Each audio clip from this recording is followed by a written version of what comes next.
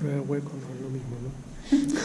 También, eso fue, y elegimos, lo voy a decir, elegimos lo de las colocaciones porque se ha demostrado en lingüística aplicada durante, sí, como la última década, que pruebas de colocación es como la medida de proficiencia la más eficaz.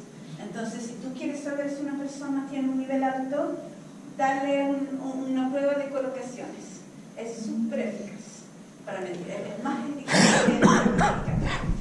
Porque para conocer colocaciones, uno necesita haber sido expuesto muchísimo al idioma. Así que hay como una correlación muy fuerte entre colocaciones y proficiencia general. También, como sabemos que sobre todo los suecos en Francia tenían un nivel muy alto en general de francés, queríamos medir algo sobre su manera de hablar y su pronunciación, pero de manera bastante general. Pero como sí, sabemos que la pronunciación es algo que es difícil, que no todos, o sea que va a haber una variación individual. En términos de colocaciones no estábamos tan seguros. Entonces utilizamos un test que se llama semejanza nativa percibida. No sé si la traducción es muy buena, pero en inglés se dice perceived native likeness. Es un test que ha desarrollado dos colegas míos, Kenneth Hiltenstam y Niklas Abrahamsson, que trabajan muchísimo en este campo de periodo crítico. Bueno, voy a decir, mi proyecto no es sobre el periodo crítico, porque yo ya decidí que, bueno, quizá hay un periodo crítico, pero yo estoy con adultos y la edad no tiene tanta importancia. Pero bueno, este test de todas formas es una prueba holística de pronunciación y tal vez algo más, no sabemos, porque no analizamos la pronunciación de manera detallada, sino tiene que ver con la percepción de los otros. Entonces quizá hay palabras que usan, quizá hay regionalismo, puede haber cosas, también cosas que hace que tú pienses que esta es una persona que tiene una manera nativa del idioma.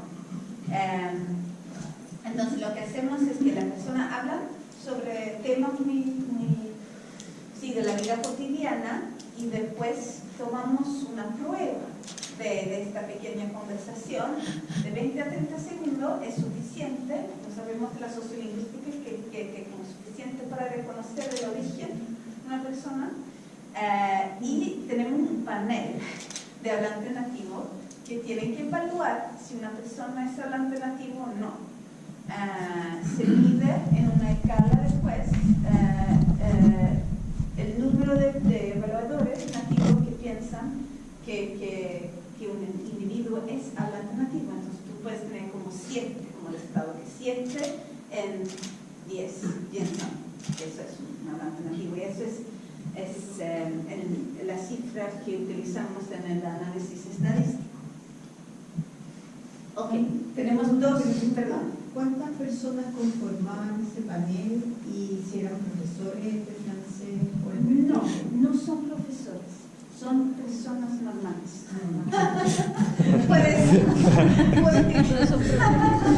Porque nuestra idea es tener una visión de cómo la gente en general, o sea, de cierta educación, pero como si teníamos algún criterio, que haber terminado estudios secundarios, no haber tenido contacto, por ejemplo, cuando al francés, no haber tenido contacto con sueco, antes que no saber sueco, porque si uno, por ejemplo, franceses que viven en Suecia pueden reconocer más el acento sueco. Así que sí, algunos criterios así, pero los profesores no, y eso fue como bastante importante para nosotros, porque sabemos que los profesores analizan de manera distinta que la gente normal. Sí. ¿Criterios ideológicos? Porque criterios ideológicos. Interesante, muy interesante. No tuvimos criterios ideológicos, pero me gustaría saber más por qué hace hace esta pregunta. No, porque la ideología lingüística de muchos francés parecidos es que es muy normativista, ¿no? Entonces, Sí. si escuchan a alguien que en realidad, no sé, de Nueva Caledonia, van Sí. a tener una Sí. opinión diferente. Claro. Muy, muy interesante. Sí, no incluimos este criterio, pero nos damos cuenta que puede incluir.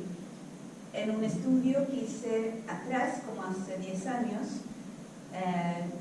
en la misma prueba, aquí hubo un francés que, sí, nacido en Francia, pero que había crecido en los suburbios de París y tenía como si una variedad de inmigrantes, digamos. Y el panel no lo juzgaron como francés, como nacido en Francia. Entonces, sí, yo estoy completamente de acuerdo.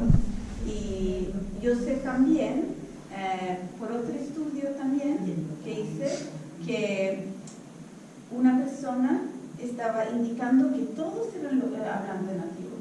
Y yo le pregunté, ¿por qué? O sea, tú no oyes que hay algunos suecos aquí, porque hubo casos bastante marcados. Y ella me dice, yo quiero ser una persona abierta, no quiero juzgar a la gente.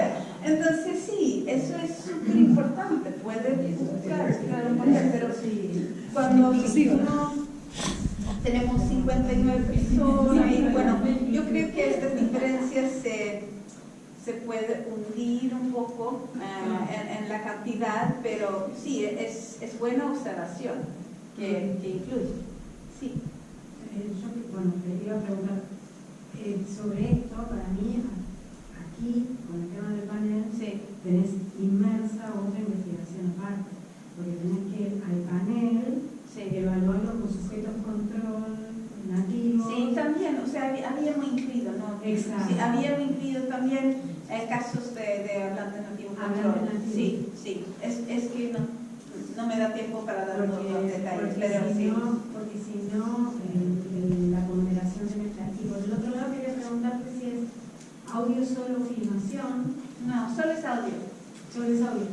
Porque en realidad el modelo de uso, Sí. o sea, el signo es un signo Sí, multinivel. completamente. Exacto. Y un hablante nativo, o sea, si tú eres hablante nativo italiano, si no gesticulas, no eres hablante. Si eres Justamente.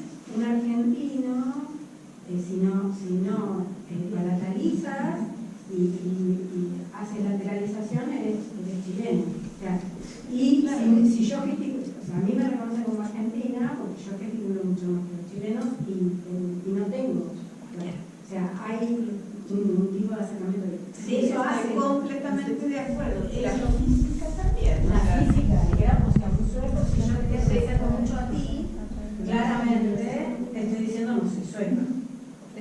¿Sí? Pues podría ser, la verdad que podría ser. Y por el otro lado quería preguntarte por el formato del test de habla que nos comentaste. Yo trabajo en psicolingüística del desarrollo y trabajo mucho en conversación, y lo que hemos visto es que el formato de conversación en niños, Sí. o sea, hay ciertos nichos que licitan mejor habla autónoma que otros. Sí. Y además esos nichos son culturalmente modelados. Sí, me imagino. ¿Sí? Y el rango y la cantidad de habla autónoma, la fluidez del habla autónoma, incluso en edades muy tempranas, según los nichos de tópico y según el direccionamiento del entrevistador, pueden ser más o menos productivos. Entonces, claro, y Como, bueno, con ellos, Exacto. como tienen, o sea, bastante alto nivel, no todos los franceses en sueco, pero en general, o sea, viven de estación por lo menos 5 años en el país. O sea, no, yo creo que no tiene tanta influencia. Tuvimos tópicos de conversación muy usuales como háblame de tu rincón favorito en la ciudad de Estocolmo, en París, o háblame de un pasatiempo que tiene. sea, algo muy general, solo para elicitar habla, y no, o sea, las personas que tenían un alto nivel, yo creo que no importaba.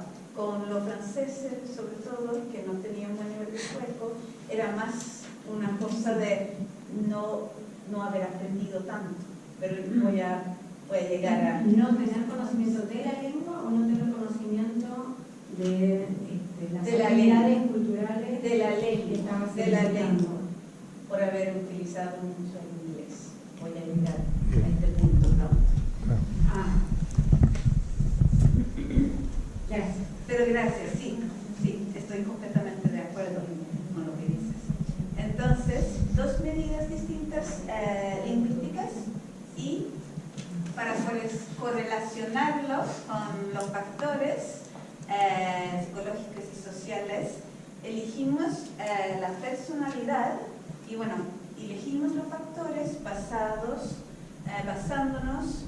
en lo que dice la investigación sobre segundas lenguas. Entonces, la personalidad, con algo que se llama Multicultural Personality Questionnaire, que existe en varios idiomas, mide la capacidad del individuo de insertarse en un nuevo contexto. Se usa mucho con empresas. Cuando van a mandar expats, quieren mandar a personas que van a tener una posibilidad de insertarse en un nuevo contexto y funcionar en un contexto intercultural. No todos son tan equipados para hacer eso. Está basado en el test Big Five, que es el test que se usa lo más. También medimos la aptitud lingüística, porque sabemos que la aptitud es importante también, y usamos una prueba que se llama LAMA, no llama, sino LAMA es en gaélico, se dice, Welsh. Gaélico. Gaélico. Gaélico. Sí. Que se puede descargar cargarse, que se puede cargar, que es un test que existe ahí en la red que se puede usar, es de libre acceso. También medimos la aculturación, un cuestionario de aculturación de un investigador de Canadá, Andrew Ryder, que mide hasta qué punto la persona se identifica con la cultura del país anfitrión o de su propia cultura original. También, en cuanto a lo sociológico, medimos las redes sociales, o sea, el número de personas con quien interactúan las personas, con quien se habla la L2. Y el uso del lenguaje. Mide el uso del lenguaje de los participantes en más de 20 actividades diferentes. Se puede tratar de recepción, de producción, mirar la tele, mandar mensaje, ir a seminario, todo tipo de actividad. También hicimos una encuesta sociobiográfica sobre la edad o ocupación de educación. Y eso es todo un proyecto de investigación, claro, pero para resumir rápidamente, se puede decir que los suecos en Francia obtienen niveles mucho más altos en medidas lingüísticas. El 33% son percibidos como hablante nativo, que es una cifra alta por haber empezado su aprendizaje muy tarde, pero no en la infancia. Y la gran mayoría obtiene resultados altos en la prueba de colocaciones, tan altos que no pudimos hacer el análisis de varianza, de regresión. No fue posible porque fue demasiado homogéneo. Esto no es el caso en el grupo francés, donde pocos son percibidos como hablante nativo, pero algunos, 9%. Y los resultados están muy dispersos en lo que respecta al conocimiento de colocaciones. Y ahí pudimos, sí, hacer el análisis que queremos hacer. En cuanto a similitudes, lo que es interesante es que las dos poblaciones tienen perfiles similares en términos de personalidad, aptitud lingüística, incluso los franceses tienen aptitud ligeramente mayor, y aculturación. Entonces no podemos realmente ver diferencias en cuanto a eso. Lo que sí vemos en cuanto a diferencia es que los suecos tienen mayores redes sociales en francés, han vivido más tiempo en Francia al nivel del grupo, han estudiado más de francés, pero no sabemos, la pregunta es, ¿son factores decisivos? Así que le van a presentar rápidamente los resultados, los factores más importantes para explicar el conocimiento productivo de colocaciones en adultos francófonos en Suecia. Entonces, un estudio que se publicó hace algunos años. Entonces, si les interesa, pueden buscar esta publicación en Studies in Second Language Acquisition. Y lo que encontramos para responder a esta pregunta, ¿qué factores influyen en el conocimiento productivo de colocaciones? Entonces, hay 3 factores, los 3 primeros, que son los más importantes. 2 test distintos de aptitud lingüística. En el LAMA hay 4 test distintos. Y el LAMA-T mide la memoria fonética o el reconocimiento del sonido, y es muy importante. También el test LAMA-E, que mide la correspondencia o la habilidad de hacer correspondencia entre el sonido y el símbolo. Y en tercer lugar, el uso de la lengua. Todas estas actividades distintas. Lo que es interesante es que la apertura de mente, entonces, que es una dimensión de nuestro test de personalidad, tenía una correlación negativa, y es como súper inesperado, claro, porque uno piensa que personas con una apertura de mente van a estar más dispuestos para aprender un idioma. Pero lo que pasa es que, porque miramos en detalle los cuestionarios, los resultados, y vimos que las personas que indicaron que tenían una, porque